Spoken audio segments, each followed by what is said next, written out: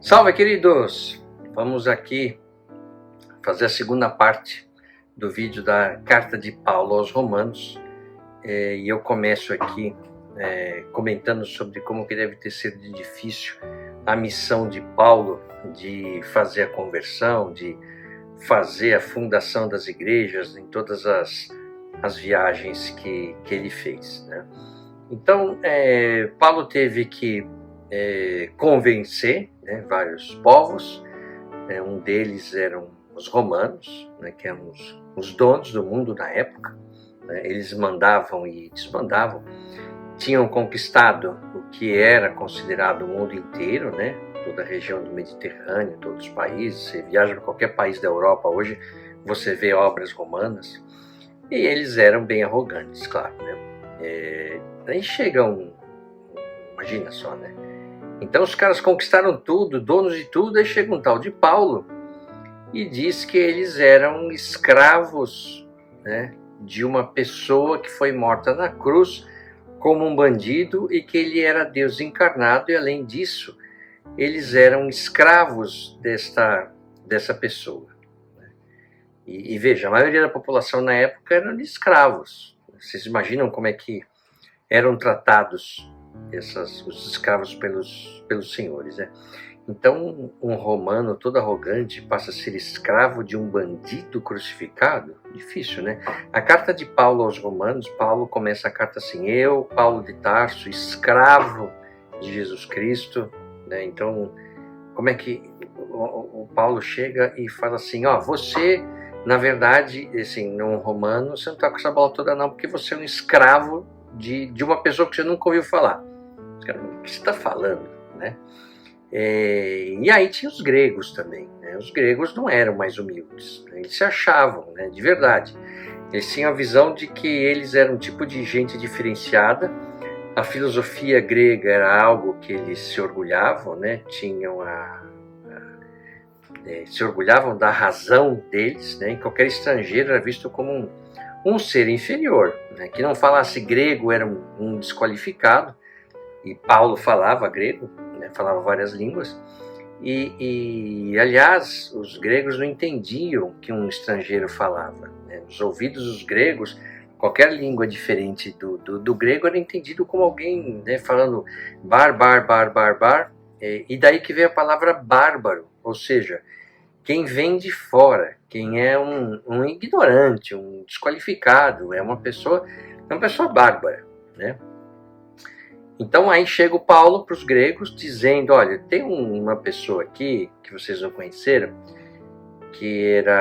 eu também não conheci, né, pessoalmente, mas ele foi morto e ele ressuscitou e veio falar comigo já ressuscitado. Você imagina isso para um grego, né, todo focado na razão. Esse cara, né, que morreu, ele era o próprio Deus encarnado. Ele era filho de um construtor e não marceneiro. A gente aprende que José era marceneiro, né? Mas o pai de Jesus, ele não era um marceneiro, ele era um construtor.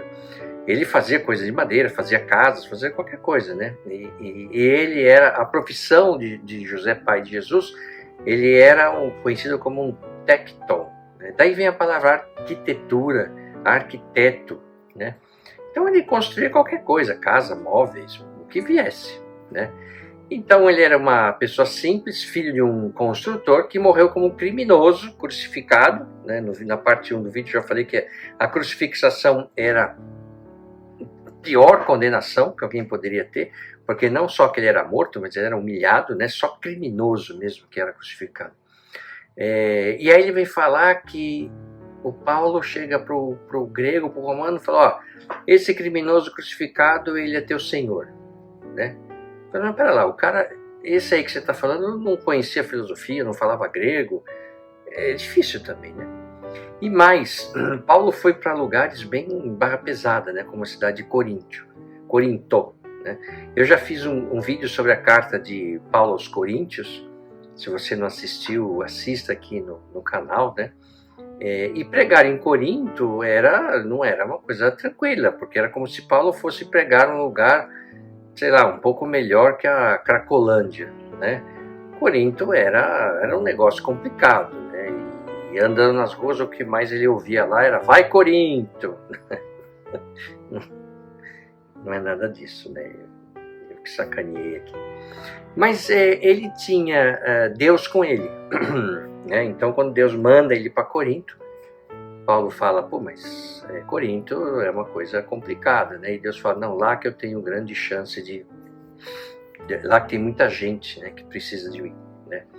E vocês sabem, né? Eu falo isso no vídeo de Paulo que eu fiz, se você não assistiu, assista. Ele era um judeu muito estudioso, né? Era um filisteu, né? Ou seja, ele fazia parte de um grupo de judeus que entendiam, né, muito, muito sobre a lei. Paulo estudou com um rabino que era o mestre do assunto na época, até um tal de Gamaliel. Ele era uma pessoa respeitadíssima, que conhecia muito a lei, e Paulo estudou com ele. E Paulo falava hebraico, falava aramaico, grego e latim. Além disso, ele era um cidadão romano, né, nascido na cidade de Tarso, na Turquia hoje.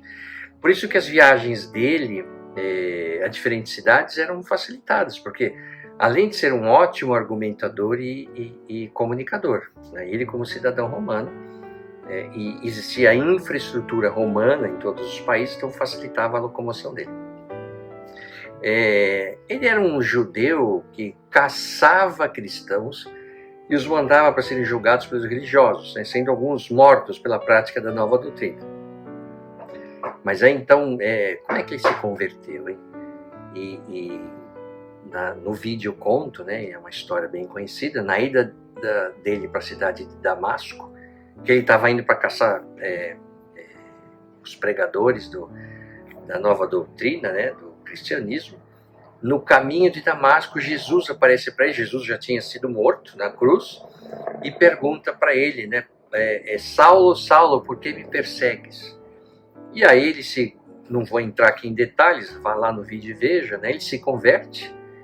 E ele diz que foi separado, né, escolhido diretamente por Jesus para ser seu apóstolo. Então ele não estava entre os 12, mas ele foi escolhido diretamente por Jesus, quando Jesus aparece para ele no caminho de Damasco. E vocês sabem, né, que quando Deus escolhe, não tem essa conversa, né? Olha, ele não pergunta assim, o que você acha, tal, né? De você ter uma missão para você está afim.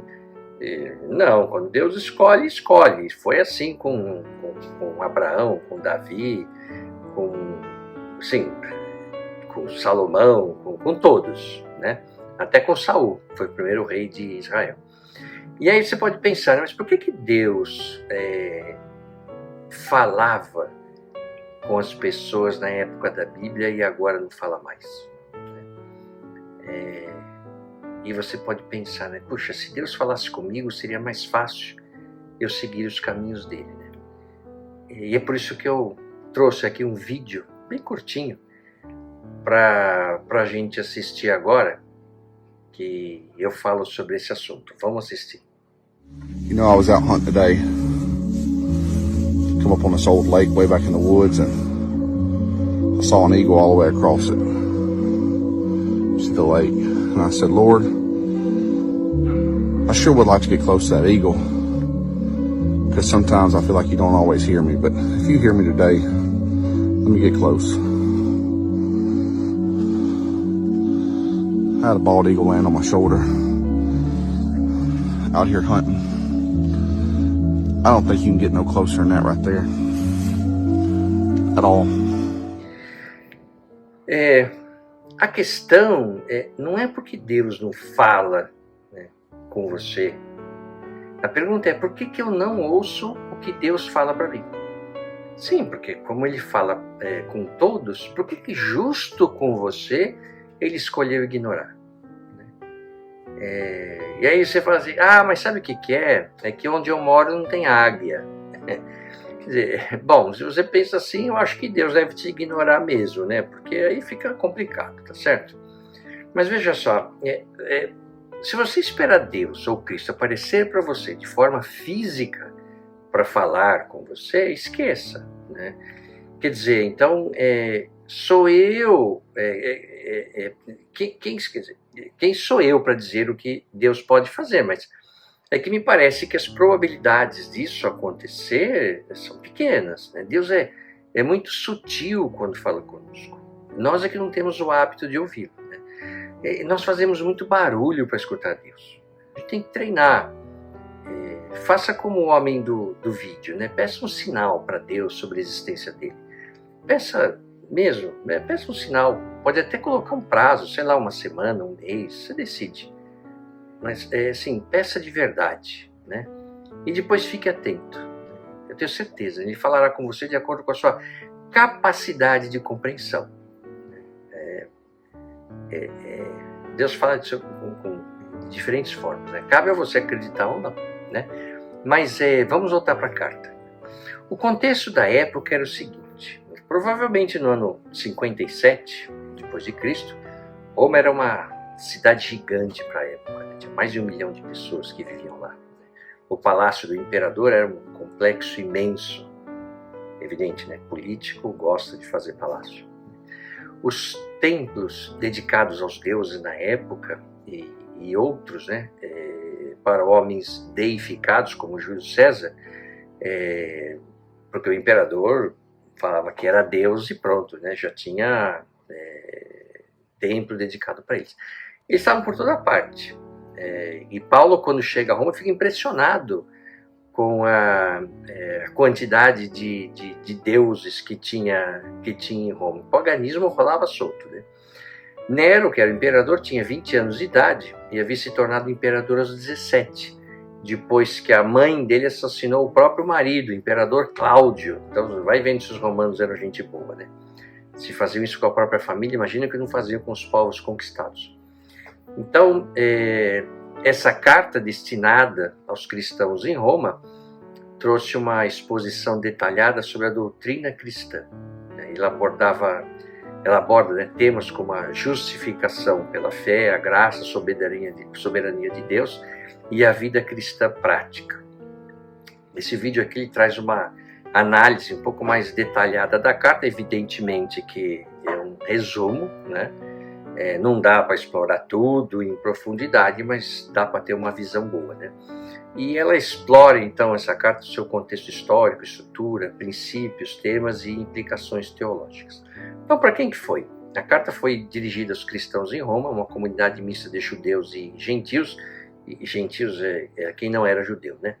A igreja em Roma não foi fundada por Paulo, mas ele sentiu a necessidade de escrever a eles para explicar o evangelho de maneira abrangente e sistemática. Ele tinha chegado aos ouvidos dele que a igreja de Roma estava tendo uns paus lá e ele quis ajudar, né? E Paulo tinha muita moral para falar para as pessoas, né? Então chegava uma carta de Paulo, os caras, uma carta de Paulo, deixa eu ver, copia aí para mim, né? Era o WhatsApp da época, né? Então, assim, só para vocês terem uma ideia, Paulo chegou a discutir com Pedro, próprio discípulo direto de Cristo, e ele venceu a discussão, né? Então, assim, vê se ele tinha moral. E a discussão com Pedro foi o Pedro queria que os gentios, quem não era judeu, fizessem primeiro o que os judeus faziam para então poder ser considerados cristãos. Então, por exemplo, a circuncisão, que era o símbolo da antiga aliança com Deus, né? Paulo argumenta, falou, nada disso, Pedrão, esquece, né? Depois de Cristo, todos eram iguais. Quem já era circunciso, ok, mas quem não era, não precisava fazer isso, porque a circuncisão era o símbolo da velha aliança, né? A nova era com a Eucaristia com Cristo, né? E como Paulo diz nessa carta, né, no capítulo 12, versículo 25, ele diz assim, entenda isso, não é o corte feito por uma faca que o torna judeu. Você se torna judeu pelo que você é. A marca de Deus no coração, não a faca na pele, nada a faca na pele, é que faz de você um judeu. E a identificação vem de Deus e não de críticos legistas, né? Então Paulo fala disso, né? A marca de Deus, a nova aliança, Deus escreveu no coração do convertido, não precisa marcar no corpo, né? E os propósitos de Paulo ao escrever essa carta foram múltiplos, né? Primeiro, teológico, ajudar a explicar a doutrina da justificação pela fé e não pela lei, que eu já falei no vídeo 1, e a própria natureza do evangelho. Tinha também um objetivo prático, oferecer conselhos sobre a vida cristã prática, a convivência entre judeus e gentios na igreja. Lembrando, a igreja de Roma não foi fundada por Paulo, ao contrário das outras cidades que ele fundou várias igrejas. Na verdade, ninguém sabe direito quem foi, né? Quem foram os fundadores da igreja de Roma, né? Paulo escreve a carta para esclarecer alguns aspectos da igreja, para tirar dúvidas sobre a nova doutrina. Você imagina, estava começando, né? Teve objetivo missiológico, também preparar o terreno de sua visita a Roma, porque ele escreve a carta depois, ele vai para Roma e dá um rolo lá, enfim, ele tem um naufrágio, é lá que ele é morto. Lá no vídeo de Paulo eu conto um pouco isso, né? Então ele vai para Roma, né? E também menciona futuras missões. Uma delas seria sua visita na Espanha. Alguns estudiosos dizem que ele chegou até a Espanha, outros dizem que não. Bom, como na Bíblia não diz nada sobre a ida de Paulo na Espanha, eu fico com essa visão, né? Sobre a estrutura da carta e o conteúdo, a carta aos Romanos pode ser dividida em várias seções principais, cada uma abordando aspectos específicos da teologia e da prática cristã. Então, a primeira parte é introdução e saudação, logo no capítulo 1. Paulo começa com uma saudação pessoal, identificando-se como um servo de Cristo e um apóstolo chamado para pregar o evangelho de Deus. Ele expressa seu desejo de visitar Roma e compartilhar a tese da carta, que é: o justo viverá pela fé, no capítulo 1, versículo 17. Então, pela fé e não pela lei. E veja, né, em nenhum momento Paulo diz que se deve ignorar as leis. O próprio Paulo era um profundo conhecedor das leis, né? Como eu falei, estudou com Gamaliel, que era um craque nisso, né? Então, ele reafirma as leis, né? O próprio Cristo reafirmou as leis. Ele fala da pecaminosidade universal e a necessidade de justificação, em Romanos capítulo 1, versículo 18, e no capítulo 3 também ele fala isso, que todas as pessoas eram pecadoras. Então aquele Deus que era, segundo a lei, o Deus dos hebreus, e aí Cristo veio e falou, não, como é um Deus só, é um Deus para todos, né? Aí ele fala da condenação dos gentios, ou seja, aqueles que não eram judeus, no capítulo 1, versículo 18 até o 32. Então Paulo argumenta que a ira de Deus se revela contra a impiedade e a injustiça. Ele descreve a depravação dos gentios, que apesar de conhecerem a Deus através da criação, escolheram adorá-lo de maneiras corruptas. Quer dizer, não bastava acreditar, é preciso fé e obras, ou seja, viver de acordo com os ensinamentos de Cristo. Então não adianta a pessoa falar, você acredita em Deus? Acredito. Acredita em Cristo? Acredito. E o cara tem uma vida devassa. Não adianta. Então é fé e obras, fé e obras. Aí depois que ele fala dos gentios, ele vem para cima dos próprios judeus. Então assim, Paulo se volta para os judeus e argumenta que possuir a lei não os isenta do julgamento de Deus. Então assim, tanto os judeus quanto os gentios estavam sob o pecado e necessitavam da graça de Deus. Conclusão, que ele traz no capítulo 3, versículo 9 a 20, cara, não tem ninguém que se salve. Todos são pecadores. Então, se todos são pecadores, como é que você salva só lendo a lei? Não tem como. Então, assim, só Deus pode dar a graça da salvação, da justificação, como mediante a fé e a prática, né, que são as obras. Então Paulo conclui que não há justo nenhum sequer, e que todos estão debaixo do pecado. A lei serve para trazer conhecimento do pecado, mas não pode justificar, ou seja, a lei não... ela só fala o que é, o que pode, o que não pode, mas ela não faz nada em si. O único que pode trazer a salvação e a justificação é o próprio Deus, né? O que Paulo ensina é que a lei do Antigo Testamento é importante para o conhecimento, mas não é seguindo ela que as pessoas serão salvas por Deus, né? E que isso é frontalmente contra os ensinamentos dos religiosos judeus da época. Segundo ele, a lei é dura e seca e não traz justificação. Como o homem da história lá, do homem e da mulher que eu contei. Os homens não têm condições de, por si próprios, fazerem algo para se salvar. Paulo diz que após a vinda do Messias, né, Jesus Cristo, a salvação só virá pela graça divina mediante a fé em Cristo, né? E como fé significa viver de acordo com os ensinamentos de Jesus, então não há possibilidade de mérito humano na salvação. Então a salvação não é mérito humano, não importa o que um ser humano faça. Ele nunca será salvo por mérito próprio, né? Paulo apresenta também a solução divina. Então, a justiça de Deus é manifestada independentemente da lei, através da fé em Jesus Cristo. Todos pecaram, mas são justificados gratuitamente pela graça de Deus através da redenção que é em Cristo. Essa é a essência da carta, e Paulo explica isso ao longo de toda a carta. E Paulo traz como exemplo Abraão. Então, assim, Paulo fala de Abraão como um exemplo de justificação pela fé, argumentando que ele foi justificado antes da circuncisão e da lei. Então, assim, quando Deus escolhe Abraão para ser o pai da fé, aliás, tem um vídeo meu no canal aqui sobre Abraão, cara, não tinha lei, não tinha circuncisão, não tinha nada. Então, ele prova com o exemplo de Abraão, que mostrando que a fé e não as obras é a base da justificação, né? Afinal, ele foi justificado antes de realizar sua grande obra. E Paulo fala sobre os resultados da justificação, né? Então, os crentes justificados pela fé têm paz com Deus e se regozijam na esperança da glória de Deus. Paulo fala também sobre a esperança, o sofrimento e o amor de Deus derramado em nossos corações pelo Espírito Santo. No capítulo 5, versículo 12, Paulo explica essa questão, né, a relação que é entre Adão e Cristo. Então, Paulo contrasta Adão e Cristo. Então, por um homem, que é Adão, que desobedeceu a Deus, o pecado entrou no mundo e trouxe morte. E por um outro homem, Cristo, que obedeceu a Deus, trouxe graça abundante pela justificação e a vida. Paulo trata também, né, dessa nova vida em Cristo, no capítulo 6 da carta aos Romanos.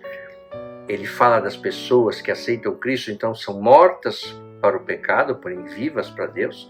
Paulo responde à pergunta se devemos continuar pecando para que a graça abunde, argumentando que os crentes morreram para o pecado e devem viver em novidade de vida. Ele exorta a não ser escravos do pecado, mas da justiça. Então, uma vez que você se converteu a Cristo, você morreu para o pecado, assim como Cristo na cruz, e ressuscita com uma nova vida, né, com o mesmo corpo, mas com uma nova vida. No capítulo 7, é bem interessante que ele fala sobre a liberdade, né? E ele usa o exemplo do casamento, né, daquela história lá do marido rígido e da mulher atrapalhada. Paulo mostra que os crentes estão livres da lei, assim como a viúva está livre da lei do marido, naquela história que eu contei. Ele descreve a luta interior entre o desejo de fazer o bem e a incapacidade de realizá-lo sem Cristo. E Paulo fala disso, eu sofro com isso. Eu tenho vontade de fazer o que é certo, vontade de fazer o bem, mas eu não consigo.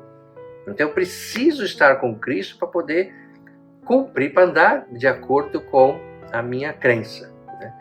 Ele fala também no capítulo 8 sobre a vida no Espírito. Então ele fala que a vida no Espírito liberta da lei do pecado e da morte, e ele aborda a adoção como filhos de Deus, a esperança futura e o amor inseparável de Deus em Cristo. Fala também sobre, no capítulo 9, a eleição de Israel, Então, Paulo expressa tristeza pela incredulidade de Israel, mas afirma a sabedoria de Deus nessa eleição.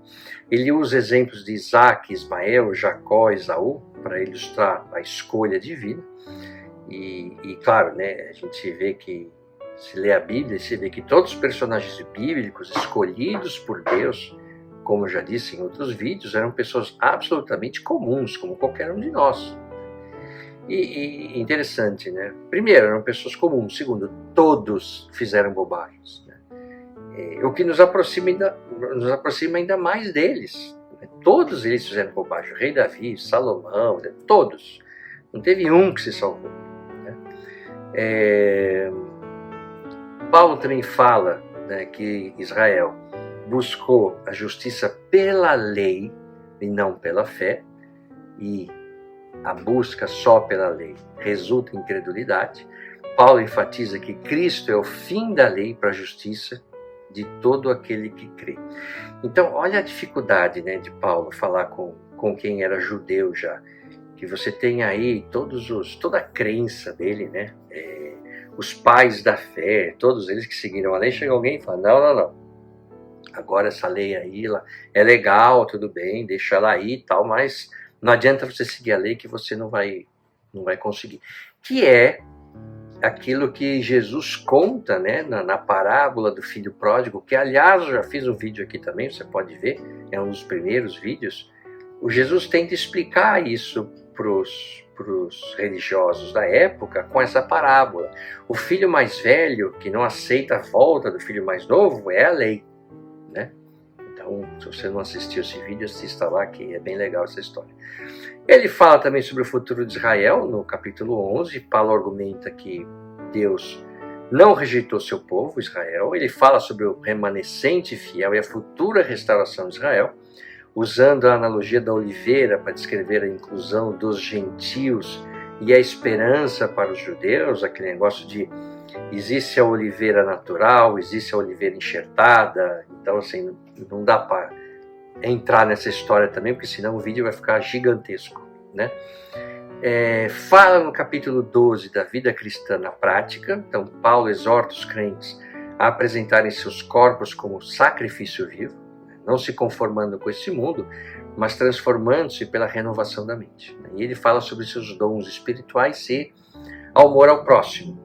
Fala também no capítulo 3 sobre autoridade e amor. Então, Paulo instrui sobre a submissão às autoridades governamentais, né?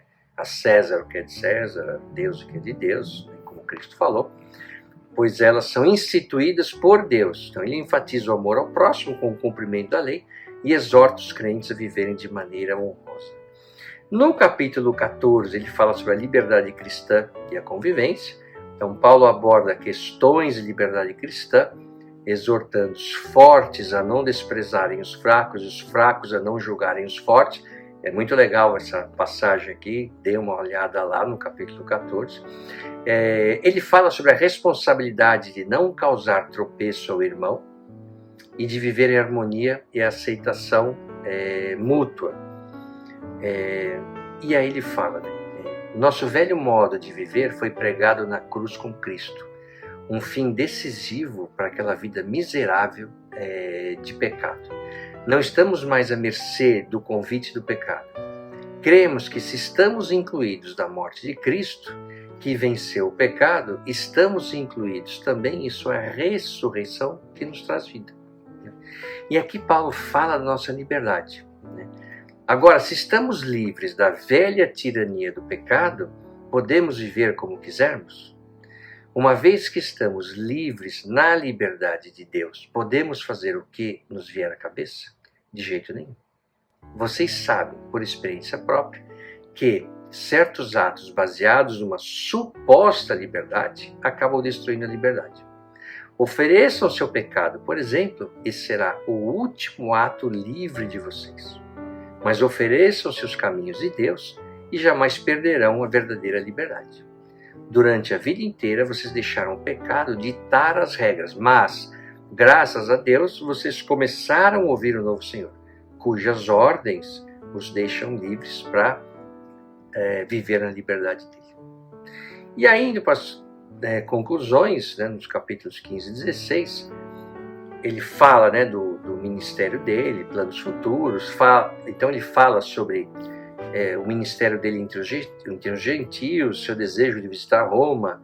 Ele pede orações para sua viagem de Jerusalém, expressa seu desejo de seguir para a Espanha. Ele adverte contra aqueles que causam divisões e exorta os crentes a serem sábios quanto ao bem e inocentes quanto ao mal.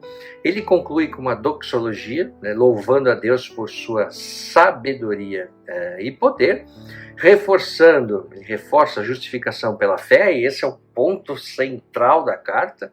Reforço mais uma vez, que é a justificação pela fé. Paulo argumenta que todos pecaram e estão destituídos da glória de Deus, mas são justificados gratuitamente pela graça de Deus mediante a fé em Jesus Cristo.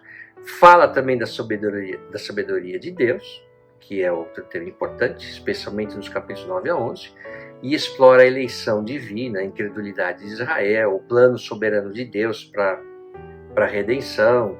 Fala da vida no Espírito, então enfatiza a importância de viver no Espírito, que liberta do poder do pecado e da morte, e ele descreve a transformação que ocorre na vida dos crentes através da obra do Espírito Santo. Fala também da convivência entre judeus e gentios, que devia ser também outro problema, né? Enfatizando a unidade em Cristo e a necessidade de aceitação mútua, né, entre os dois grupos. Ele usa a analogia do corpo para descrever a diversidade de dons, a importância de cada membro. Então ele fala que, apesar dos nossos corpos ter vários membros, mas todos fazem parte de uma mesma unidade. Isso está em Romanos 12, tá? Então a carta de Paulo aos Romanos é uma obra monumental, que oferece uma exposição profunda e abrangente do Evangelho, e ela aborda essas questões teológicas, práticas, proporciona uma base sólida para a fé cristã, e por meio da discussão sobre a justificação pela fé, a soberania de Deus, a vida no Espírito, a unidade da igreja, Paulo acaba apresentando então uma visão rica e inspiradora da vida cristã. Bom, é uma parte, para mim, um dos pontos altos da Bíblia, a carta de Paulo aos Romanos. Eu já comentei aqui várias vezes. Para fazer esse vídeo eu tive que ler mais uma vez. Com essa lida já foram 9 vezes que eu li a mesma carta. Então é uma coisa realmente inspiradora. Recomendo que você, como eu sempre falo, não dá para comparar os livros da Bíblia. São coisas diferentes, momentos diferentes. Mas se eu tivesse apenas um livro para ler, só pudesse escolher um livro para ler, eu leria a carta de Paulo aos Romanos, ok? Então, muito obrigado por estar aqui comigo mais nesse novo vídeo, e espero encontrá-los nos próximos, que certamente virão. Um abraço a todos.